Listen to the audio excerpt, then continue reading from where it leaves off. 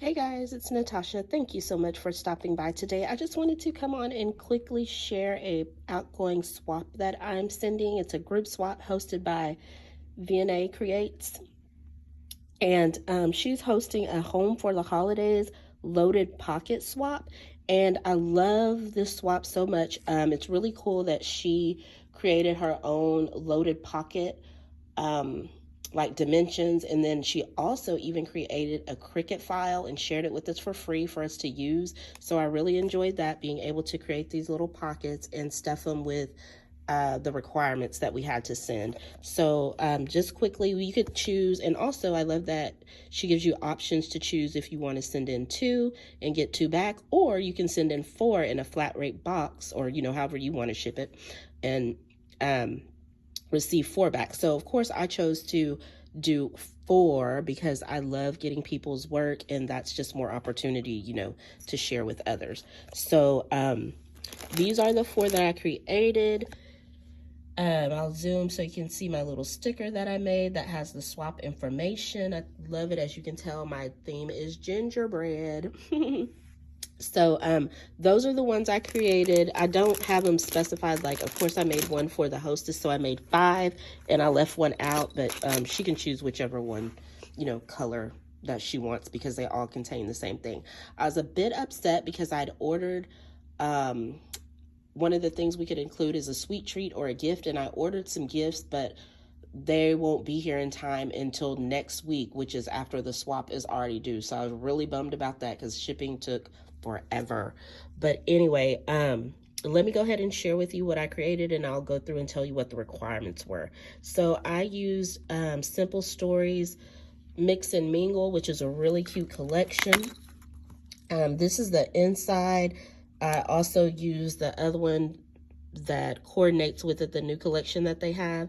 And so in the pocket, I'll go through and tell you what we had to include.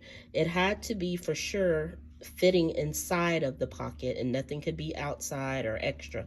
She's very specific about, you cannot break the rules, and everything has to fit. So I had to actually redo my ornament because it was too chunky and it just wasn't working out. So anyway, I went with the more slim profile, very simple and clean. That was one of the things we had to include, is an ornament.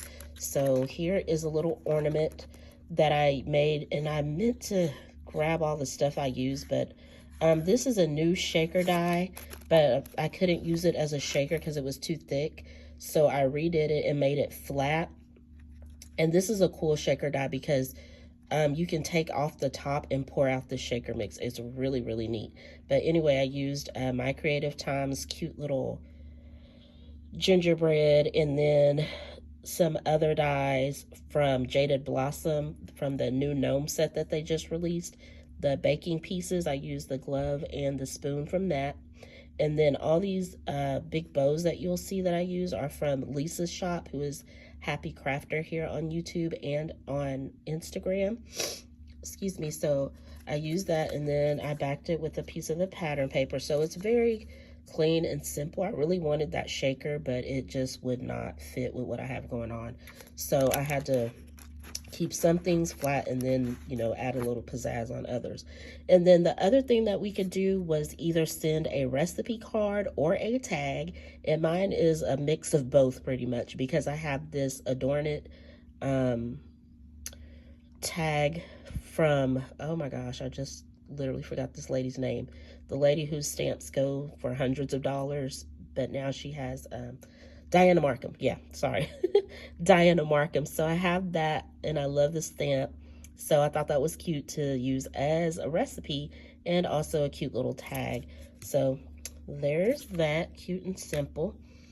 And then we could include one extra thing, make something extra, and I chose to do an altered paper clip with another one of those cute little gingerbread. And I didn't put the faces on these because some people get creeped out by faces, like on images. So I'm going to let them choose. If they have a stamp, they could stamp it, or I think it looks cute without the face. And actually, if you look really closely, you can see the impression, because the stamp does make an impression that looks like little eyes and whatnot. But anyway, so that's the first part of the pocket. Then the other thing we had to make was either 3 bows or 3 rosettes or a combination of the two. So I had to package mine in a really flimsy way to get them to fit. I couldn't put them like nicely or they would not fit.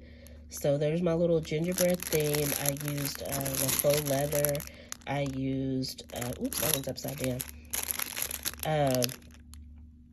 The glitter fabric ribbon from Hobby Lobby. And this faux leather is from Dollar Tree.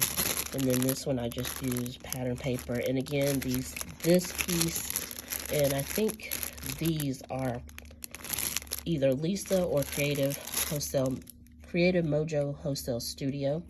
And then the other thing we had to include, let me see, oh sorry, let me get this one, is 5 die cuts. And of course I chose to send more because more is awesome.